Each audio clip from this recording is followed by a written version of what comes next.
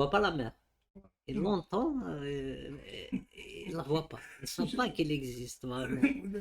Et il ne voit rien. Ils ne boivent que du lait. Et le lait, c'est les gardiens de la révolution. Ou comment on dit les gardiens de la révolution iranienne? Les enfin, il y a des gardiens comme ça qui leur ramènent du lait. Ils boivent que du lait. Donc après, les dieux ont puni Apulée pour l'envoyer dans les enfers. Ils l'ont envoyé en Kabylie. Donc Apulée, il arrive.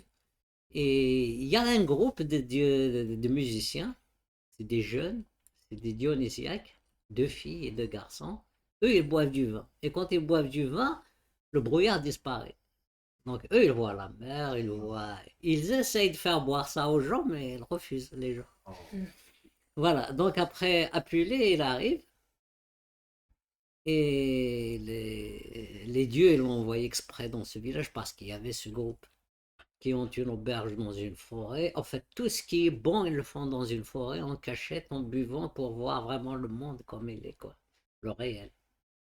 Et par la suite, quand ils ont libéré en fait, derrière, il y a Corona. Corona, c'est un monstre. C'est comme dans Ulysse, quoi. Ouais, ouais. Donc, comme Apulée l'a ramené, il est dans la sorcellerie et tout, il a ramené des plantes.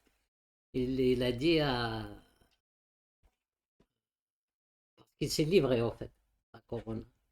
Mais Corona, à chaque fois qu'il essaie de frapper Apulée, il n'y a qu'un spectre. Il n'existe pas Apulée. Il le voit, il parle avec lui, mais réellement il n'existe pas parce qu'il vient d'un autre monde, quoi. Donc il lui dit, tu me donnes ce pouvoir. Apulée il lui dit, d'accord, je te donne ce pouvoir, mais avant tu libères tous ces jeunes filles que tu as emprisonnés. Parce qu'il a emprisonné beaucoup de monde. Il les a libérés, il lui a dit maintenant je vais te donner ce pouvoir, voici une plante, tu vas la boire et tu deviendras le maître du monde. Et lui il était tellement pressé parce qu'il voulait avoir le pouvoir et il a pris ça sans réfléchir, quoi. Il est devenu un âne. Parce que c'est ce qu'il a consommé à Apulée avant pour devenir un âne, quoi. Donc après, une fois qu'ils ont dompté cet âne, ça y est, il n'a plus de pouvoir. Donc ils ont ramené du vin pour les villageois. Après ils ont vu la mer, ils ont vu le ciel bleu, ils ont vu le soleil. Il y a un qui dit on est au paradis. Et un jeune leur dit non, non, vous êtes en Kabylie. C'est-à-dire on n'a jamais vu notre pays avec les yeux des gens sages parce qu'il est beau.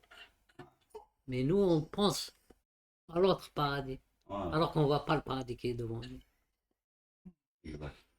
Donc ils redécouvrent leur pays grâce justement au vin. Et c'est avec le vin que Ulysse a battu Polyphème. Voilà, c'est vrai. C'est la victoire de la culture sur la nature. Ceux qui boivent du lait, Polyphème, le cyclope, il ne boit que du lait. C'est vrai. Et Ulysse, le roi, il sait faire du vin. Non, nous, l'islam, c'est un roi qui lui l'a c'est avec le vin qu'on va le battre. Aussi.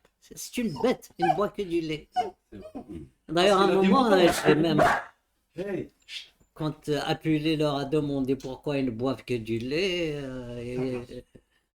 il leur a dit que c'est du lait de vache. Non, ils ont dit c'est le lait de pochette, de sac, quoi.